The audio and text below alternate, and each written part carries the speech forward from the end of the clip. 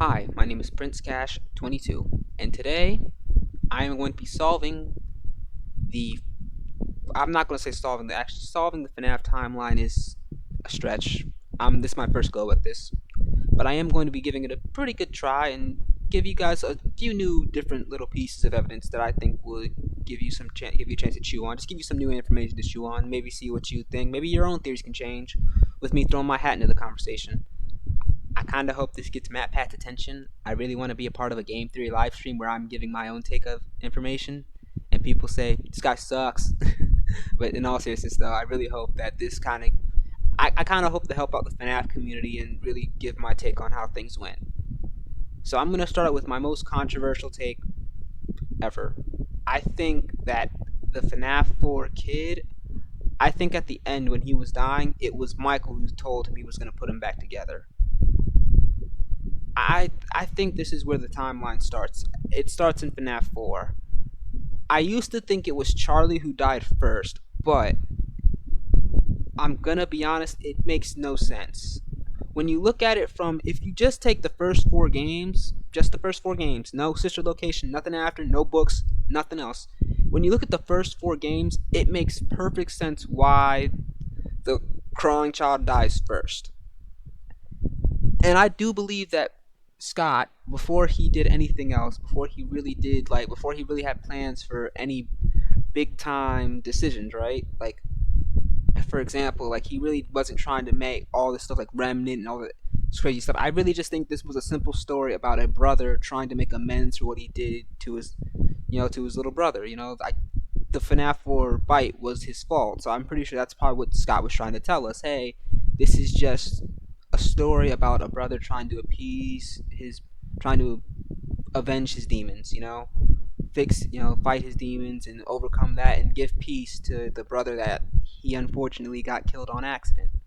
That's what the story was for FNAF 1 through 4. Then all this other stuff came in. I think like the books and the other games came in and everything got complicated. So let's handle this with the first four games first. Then we'll throw in sister locations events after, okay? Does that sound coherent?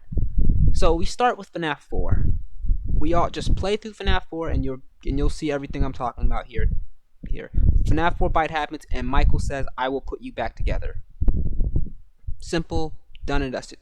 Why do I think it's Michael that says this? Because even if William is there at the time, there is no way you cannot sit there and tell me William would sit there and think he can put the crying child back together. There is no reason for him to think he can do that. There is no possibility for William to believe this. And honestly, I think it's always been a stretch that it's William. I think it was Michael, honestly, and I think Michael's the only person in the series up to that point, because it's the beginning of the timeline, that would even have the idea of doing so. And I don't even think he meant it literally. I think he meant it as, I'm going to appease my brother's spirit. I'm going to, he was going to find a way to get atonement for what he did. And that's what the series is about.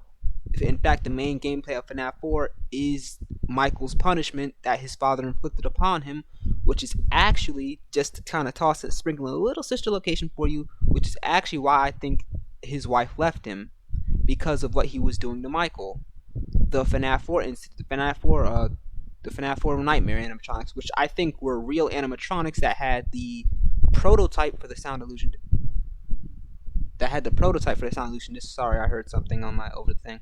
But they had the prototype for the sound illusion discs, and they ended up being what turned them into the nightmares. In fact, I believe they're prototypes because if you look at Nightmare himself, he looks like a glitched out Fredbear.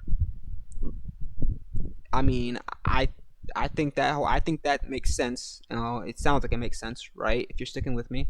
So again, that's done and dusted. We already know that, and I believe the wife probably took Elizabeth with her, seeing what he was doing to Michael, seeing what Michael was going through, And if you want to bring in Midnight Motorist here, it's self-explanatory. William just got back from killing Charlie because he was probably angry and vengeful, and he was definitely drunk because he got turned away at that bar from Junior's. And on his way home, he probably passed by the crying child's gravesite, which is that dirt mound.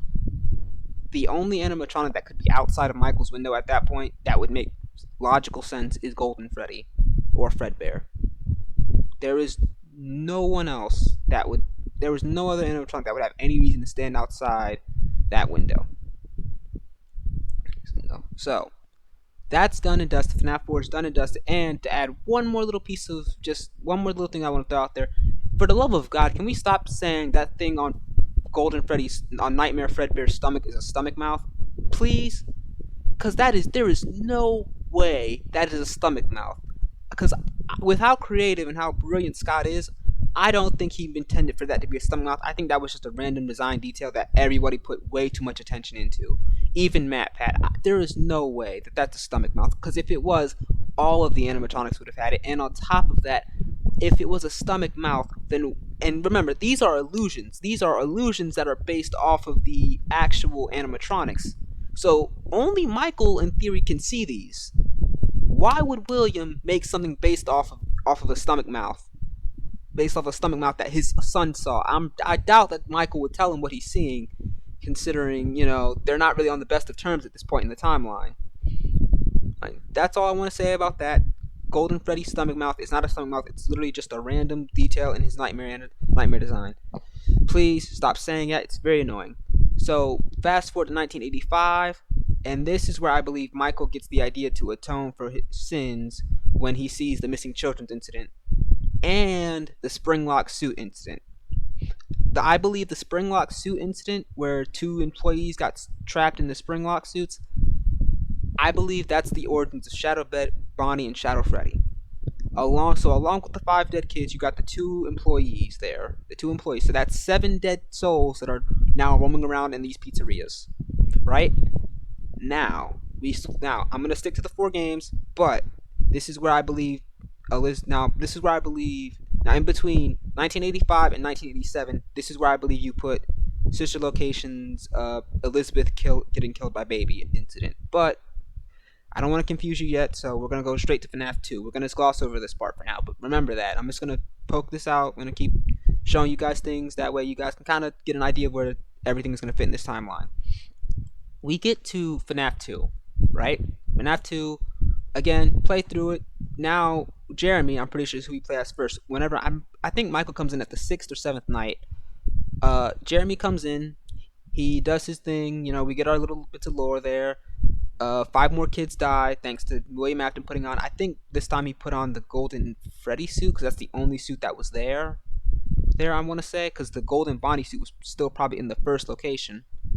And he gets. And honestly, I think this is what happens. I think what happens is after those 5 children get killed, Jeremy goes to day shift. He gets bit, and Michael comes in, and then he gets fired for tampering with the animatronics, trying to free their souls.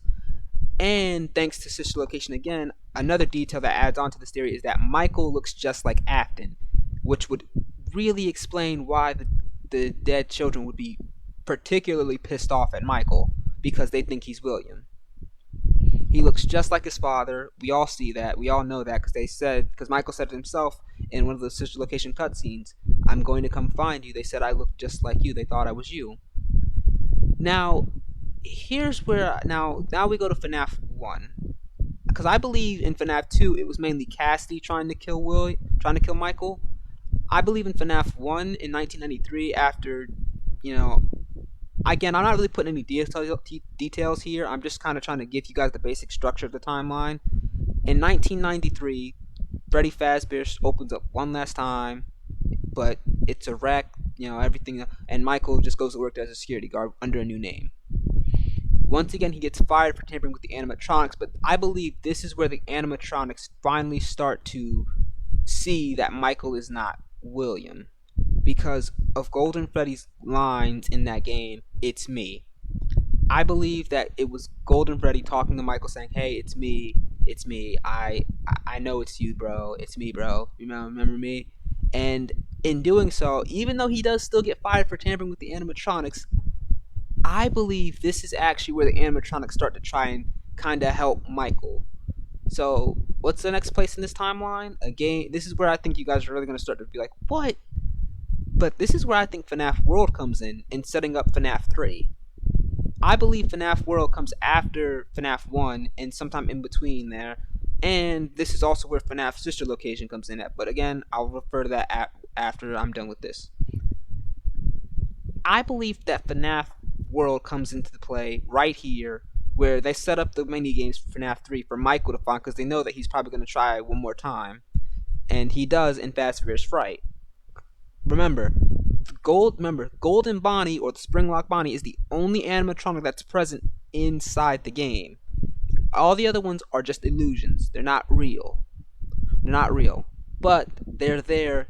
Their spirits are still there. So the Happiest Day minigame, all the spirits get appeased, and then the fire happens. Springtrap survives. Then we go, bada bing. We all know what happens. But unfortunately, the games had to kind of continue, and Sister Location happened. This is now where things for me kind of get confusing because I thought I had this whole thing figured out with the first 4 games, where and I can even and here's my guess for what was in the FNAF 4 box: a Golden Freddy plush. And I believe that it was a Golden Freddy plush because think about it. Golden Freddy, up to that point in the first 4 games, was pretty much the biggest mystery of them all. He was, he kind of was the biggest, who is Golden Freddy? And I believe it made a lot of sense for Golden Freddy to be the one inside the box when you think about it. Because think about it, what else could it have been at that time when FNAF 4 was coming out? I believe the Golden Freddy plush that follows you around that everyone calls Psychic Friend Fredbear is what happened. Is what's there. And I think that for me it's a good enough explanation, but I can see why you wouldn't feel that way about it. But I think that's what's in the box, and I believe that's probably what's still inside the box. But again, we're not gonna sit there and dwell on what was inside the box. We're gonna go to Sister Location now. So the event of Sister Location starts with after Afton kills the first 5 kids in 1985. Sometime in between 1985 and 1986, he tries to open up Circus Baby's Pizza World, and Elizabeth dies. And I believe this is probably the last we ever see of William. The last probably ever hear of William Afton's wife. And I think that's where Ballora came in. I don't believe Ballora's possessed unless it's by the remnant of the other kids, because I really don't think the wife dies or anything. I just think she just left William. That's it. She's probably just a fateful recreation of his wife, just like how Baby was for his daughter Elizabeth. And upon seeing Elizabeth possess Baby, that's when he gets the idea to go after the animatronics and start killing them. I believe that the FNAF 2 location, the reason why he went there first to kill the kids is because he probably just wanted to see if the animatronics would get possessed again. That's what he wanted to see. He wanted to test this out. Once he saw that they got possessed, he wanted to collect the endoskeletons, but the restaurant got closed down, so he had to wait because he knew Henry would probably try to open up again. FNAF 1, as I said before, he goes there after Michael gets fired, takes the endoskeletons, and I believe once he gets all the remnant from them and injects it into the fun times, he probably goes back one more time, and I believe the reason why he was there was probably to look for the Golden Freddy suit that was there. Because remember, Golden Freddy is a Springlock suit. It was probably in suit mode it was definitely in suit mode because he slumped over. So basically, Golden Freddy. So he was probably looking for Golden Freddy. He met up with the spirits, and then he got trapped in Springtrap. And that's when Michael figures out So that's when Michael decides to go down to the bunker, and I believe that's when he says, "I'm going to come find you." Probably not knowing he was trapped in the Springtrap wall.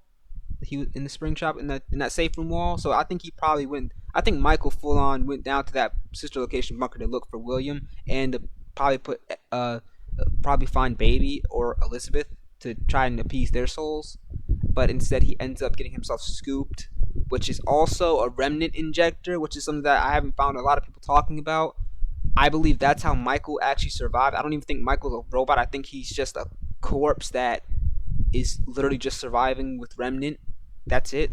I don't believe he's a robot or anything. I just think he's a rotting corpse. That's probably why he's physically purple.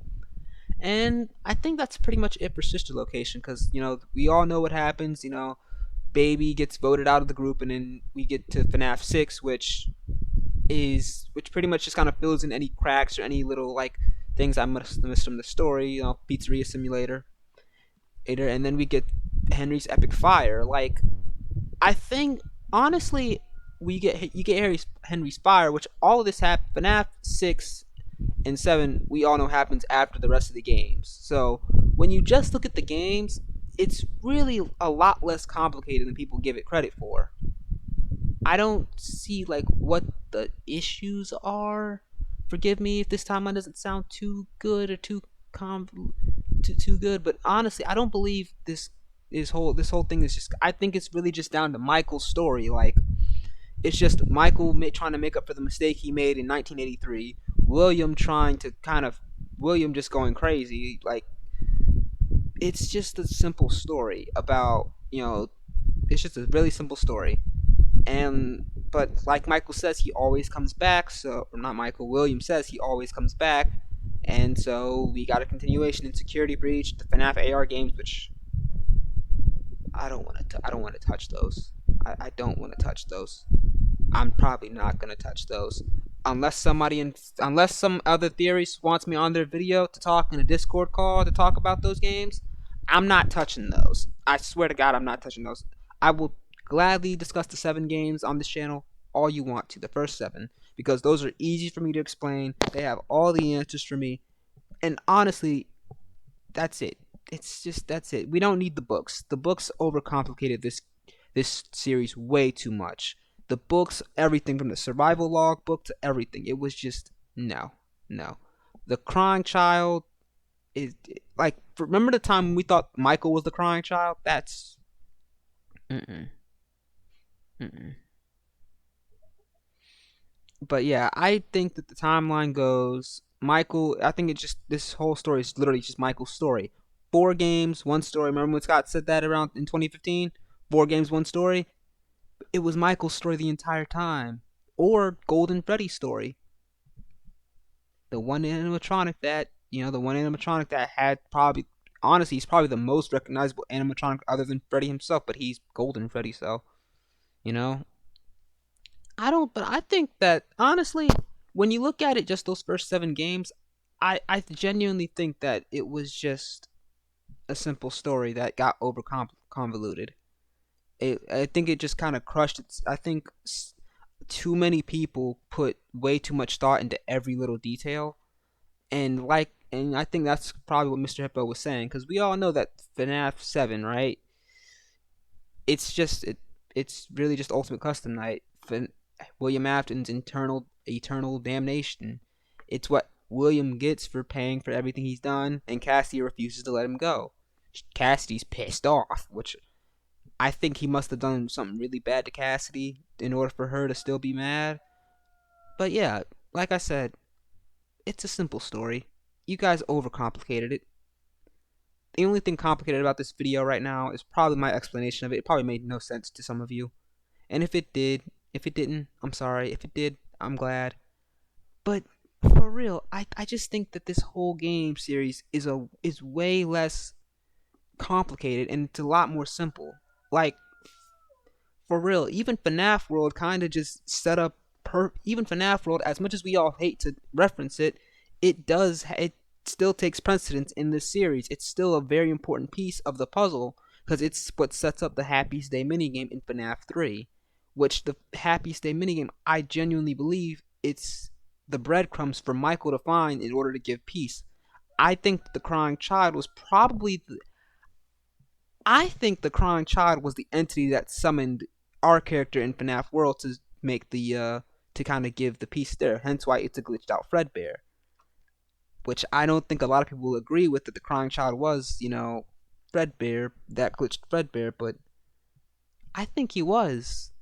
I think so. I think FNAF World really kind of was overlooked, and I think Scott did a decent enough job with it. Not a good enough job for him to want to keep it in the series, obviously, but I think a good enough job to where it got the point across. Hey, this is a game that's kind of. I think the whole game is pretty much essentially like a weird little meta game that has lore implications. It's kind of. I don't know exactly what FNAF World is, but I think it's kind of like a limbo death area for the. And it's probably the FNAF universe's interpretation of death or whatever. Now, if you have any questions about this, please by all means leave a comment in the comment section. If you like this video, hit the like, and if you want to hear me talk about this more, subscribe and say, hey, I think you have very interesting takes on the series, and I would love to get your opinions on this or that. Or hey, if you don't like the opinions, that's fine. I honestly, I just wanted to share my thoughts on this because I really feel like watching Matt Pat's theories and watching and seeing a lot of the community's theories, I think that this game gets way too complicated, way too fast when you throw in way too much too soon. So, and on top of that, I think Matt Pat's newest theories are kind of, especially part one, it felt like a big fan fiction type deal, and there's not really much evidence going along with it. So, especially in part one, part two was really good. But yeah, honestly, no matter what the timeline thing is, whether or not my timeline's correct, Matt Pat's or who else timeline is correct, I believe that this I believe this series is I think this series is a lot more simpler than we give it credit for. I think the simplest explanation with FNAF is probably the best explanation. And when I was making this timeline in my head, I remember making and I typed it out here. That's probably why I was looking over here a few times in the video. Is because see my thing is I believe this timeline sense is pretty interesting. Because when you really because like you said when you overthink things like people were over here counting foxy toes, the toes of the animatronics, looking at things like calculating minimum wage dates. I've seen people discussing the shades of purple guy. Like everybody looked into such details about the game, and when you think about it from that perspective, you can kind of see why Scott changed a lot of the things that he probably had planned for the series. Hence why the Golden Freddy thing, why I think he was the thing inside the box. Imagine if Scott opened that box just to see a Golden Freddy plush. Just for everyone to see a Golden. You know how mad you guys would be? If you're honest with yourselves, when I said that I believe Golden Freddy was the thing inside the box, how many of you didn't like that idea? Be honest. I bet a lot of you were like, this kid don't know what he's talking about. This guy, he's stupid. That's the most dumb explanation for what's inside the box ever. But Golden Freddy, I think, is the perfect candidate to be inside the box. That Golden Freddy, well, more specifically, the Golden Freddy plush. Let me say that the Golden Freddy plush is the most specific thing that I think should be in that plush. And I believe that if it wasn't, and I believe that I think this is what Scott wanted us to see. I think it was just about Golden Freddy and Michael Afton. You know, the crying child of Michael. And I believe that the entire games, all 7 games, were just about the William Afton family. So I think that's pretty much it. Because again, the VR games and the titles and stuff like that, simple as William Afton. Honestly, I don't even think I need to touch the games. Cause I think Security Breach is they're still going strong with their stuff. So I might try to wait. I might wait for more stuff to come out and see what other people think first before I really start to make my own opinions. But I know that for these first 7 games, there really is no mystery to me. I have my answers and I'm pretty happy with them, but I am interested to see what more people think of my answers here. So, thank you guys so much for watching. Take care, and if you want, and if you guys could help me spread this video, I want to get a discussion going on the channel. I also want to hear what MatPat thinks of my little timeline theory because I believe the most interesting thing about my theory is that I believe Golden Freddy was inside the box. I think that a Golden Freddy plush was the thing that was inside the FNAF 4 box. I think that's the most interesting thing here. That's the biggest thing I wanted to say, and I still think that's what Scott intended. I believe that's what Scott intended. Why would anything else be in that box? What else would be in the box that would make more sense than Golden Freddy's plush? I'll even go in like I'm not gonna add anything else here. I think at this point I'm just rambling. The video's 24 minutes long, so yeah. Thank you guys so much for watching. Take care. I can't wait to see what people think about this. Hopefully this came out good. I'm gonna rewatch it a few times and see if it's good or if I need to do it over again. I pray to God I don't need to do it over again. I've been trying to do this for so long, guys.